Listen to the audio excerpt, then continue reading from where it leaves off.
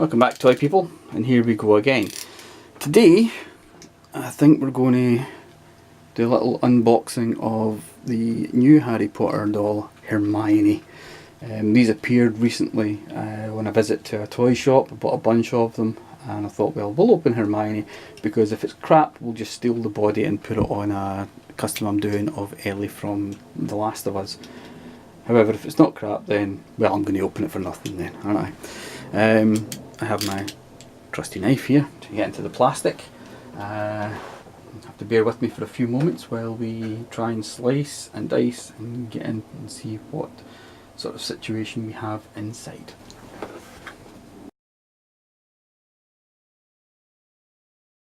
There we are. Okay, plastic off. And first impressions. Initially when you see it you think, wow, that's quite a nice costume that she's got on, but then on closer inspection you'll notice that the jumper and collar and shirt, they're all attached, it's just printed on. She has a groovy little wand. Her cloak has the appropriate insignia on it, and kind of looks okay. Once again, I'll chop her off this and we'll get back into a proper appraisal of what the figure's like.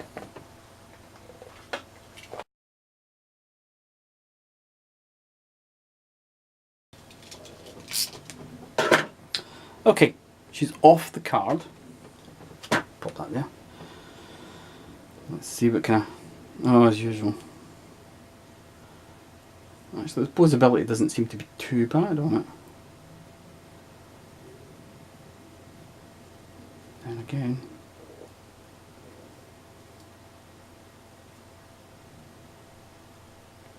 yeah, not overly impressed with the figure. What the hell's going on here? Oh, the joints are just stiff. No waist joint.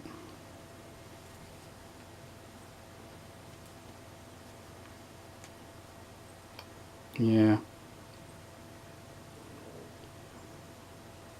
Definitely reeks like a 20 quid figure.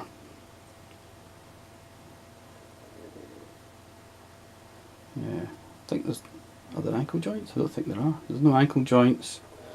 She bends at the hip, the knee, shoulder, elbow, wrist and neck, and that is it. That's your lot.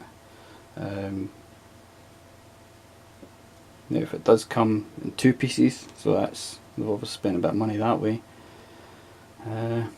Yeah, not bad, not great, not bad though. The likeness is pretty poor. The hair's good, hair's nice.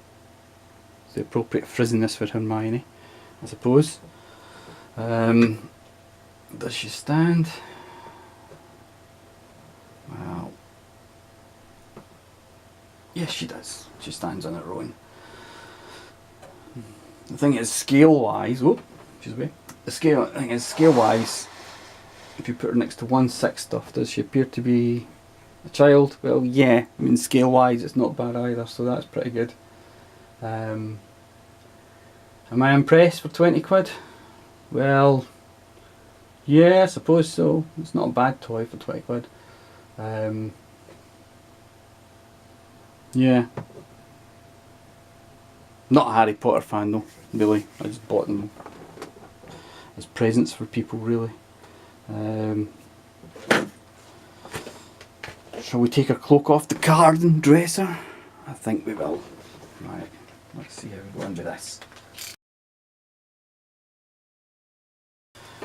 Okay, the fabric on the cloak is absolutely horrible. It's really stiff and cheap feeling. But then again, as I've already told you, 20 quid, so what do you really expect for your money?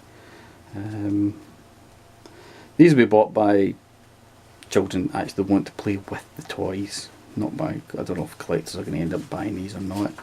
But yeah, 20 quid for a Harry Potter outfit for a 1/6 scale doll or something approaching a 1/6 scale Not a bad idea, not bad at all. But as toys for children, again, fairly good value. But yeah, not something I'd rush out and buy again. Not something I'd rush out and buy again at all, I'm afraid. Anyway, that's it for this episode, Toy Freaks. See you next time. Bye bye.